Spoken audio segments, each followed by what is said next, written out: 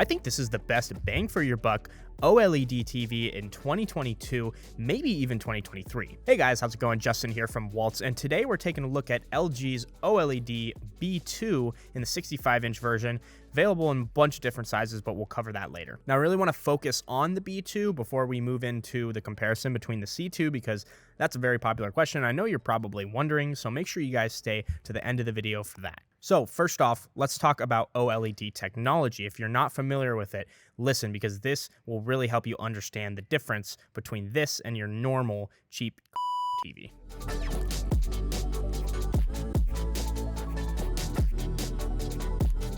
Now, there's a ton of terminology in the TV world and get really confusing. So what does OLED stand for? Well, it stands for Organic Light Emitting Diode, and it's a completely different technology than most of the TVs that you're used to. But to understand OLED, we need to understand how regular TVs work. So for the most part, most TVs are going to come with lighting on the edges and lighting on the back, one or the two, or a combination of the both. And that's why there's such a variety in TV, from, super low end to super high end and everything in between, because each model has more or less lighting zones. And the best way to kind of understand this is that it's shared lighting. So you're going to have, I think it's roughly 3.4 million pixels on a standard 4K TV. Doesn't matter what type of TV, that's just how it is. And those 3.4 million pixels are going to need light of some sort. So the smaller that those lighting zones are, aka the more lighting zones you have, the more accurate your picture is going to be. And this is mainly because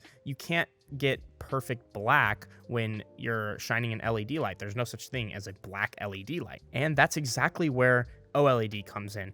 OLED is, like I said earlier, a completely different technology, because instead of having individual lighting zones or lighting on the edge of the panel, each one of those individual pixels can turn itself red, green, blue, white, or completely off. And having that ability to turn itself completely off allows for an extremely rich contrast and accurate color. And remember, every single individual pixel can do this, as to oppose little lighting zones trying to control that. And that's why they're so razor thin. I mean, next time if you're in Arizona, you should come to Waltz and check out the TVs here, but next time you're at a TV store, hold your phone up right next to the bezel of an OLED TV, and I guarantee you it's probably thinner than your smartphone. Now, the B2 is going to come with an A7 processor, which is not its ultimate highest end and most current processor, but it still gets the job done, helping out with things like 4K AI Upscaling. Now, you might be asking, what is 4K AI Upscaling?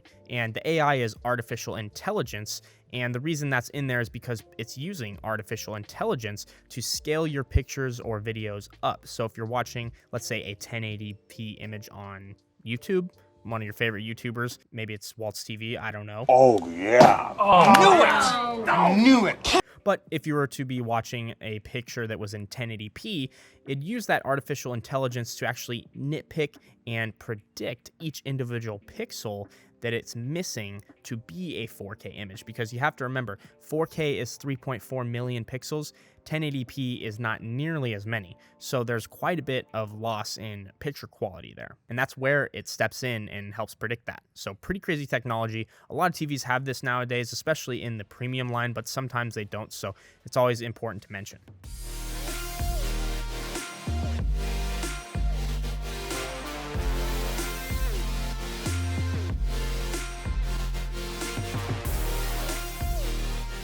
The B2 is going to come with G-Sync and FreeSync compatibility, which is super awesome for you gamers out there, a feature that often isn't included, at least both of them, in most TVs. And yes, it is 120 Hertz, and it does have two HDMI 2.1 ports for your Xbox X or your PS5, so you make sure you're getting the best gaming experience possible. And it also has less than a millisecond of response time, so this is definitely going to be a great TV for someone who owns one of the new gen consoles. If you're still on old gen, it doesn't matter, it's still going to look amazing.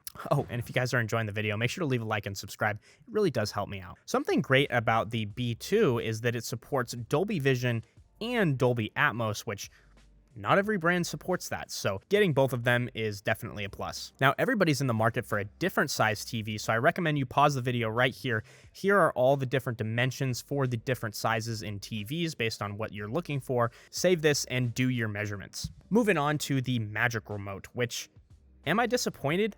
I don't know. It's hard to say, honestly, because the thing is I got used to LG's premium feel remote back. I think it was probably about 6 or 7 years ago. We had an OLED E6P, if any of you guys remember that. Dinosaur of a TV now with how fast everything's been changing. But with the E6P, it was actually built on a sheet of glass, and it was just a premium TV with a premium feel remote.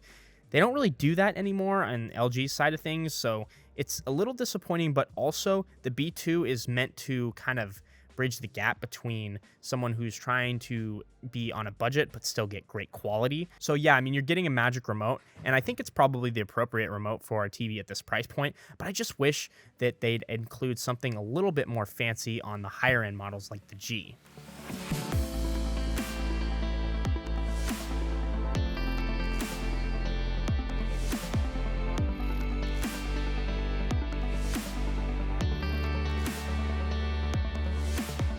Now, I think we've gotten to the point in the video where everybody's been waiting to get this question answered, and that's what's the difference between the B2 and the C2?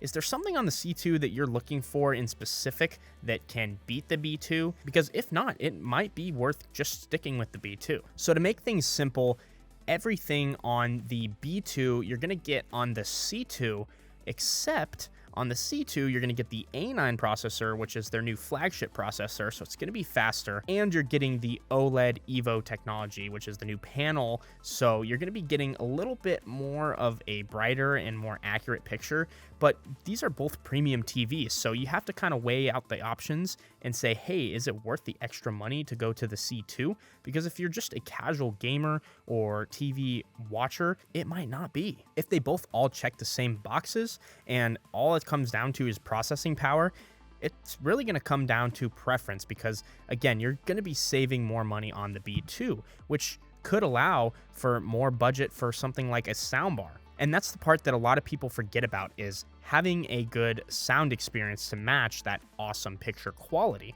And if I were you, I would recommend trying to match soundbars to the brand of TV outside of the independent sound companies like Denon and Klipsch, because they make great products and they sound good on any TV. But as far as compatibility and usage, a lot of times when you hook up a Samsung soundbar to a Samsung TV, it auto recognizes and you don't have to do any setup. Same thing goes with LG, Sony. It's just nice to kind of have that no questions asked compatibility. And as far as the operating system on both the C2 and the B2, you're getting LG's WebOS. And this is one of my favorite operating systems in the premium lineup of all TV brands. I've always been a fan of LG's operating system. Something about the way they organize the apps and how smooth it is. It's always been my favorite. So if you're still having trouble justifying going with an OLED TV because it does cost more, there's a few things to consider. OLED TVs have really only been in the consumer market for 6 to 7 years comfortably, I would say. And when they first came in, they're really only in one size. That was 55 inches, and you'd be paying $3,000 to $5,000 for something like that. Now you can get a 77 inch for less than $2,500. So, I mean, yeah, they're not cheap, but they're also way cheaper than the premium TVs of last decade. And I think part of the problem is that these big box stores have gotten a hold of extremely cheap TVs, and they use fancy lingo instead of actually being transparent with you. And with the fall of the independent retailer like Waltz, there's not a lot of people like us out here anymore. With the fall of the independent retailer, it's given these big box stores a huge majority of the market share. So they're able to, make people think that a $300 75-inch TV is a TV when it's barely a TV. But yeah, anyway, that's my whole spiel on OLED, because I love the technology, and it's gotten so much cheaper over the last couple of years. I mean, even since I started doing videos, they didn't even have 77 inches that were less than 20 grand. They've just made so much more progress than any other technology, in my opinion. So with that being said, I think that's pretty much everything I want to cover about the B2. If you're looking to pick one of these TVs up and you're not in Arizona, we do ship to the US 48. If you are in Arizona, I do recommend you come down to our store and check it out for yourself. We also have a bunch of other fun stuff to look at. So without further ado, if you guys enjoyed the video, make sure to leave a like and subscribe. We'll see you guys in the next one. Thank you guys so much for making it to the end of the video. If this is a product that you're interested, make sure to email me at youtube@waltz so I can get you a special YouTube discount. If you haven't already, subscribe for more videos like these, and we'll see you in the next one.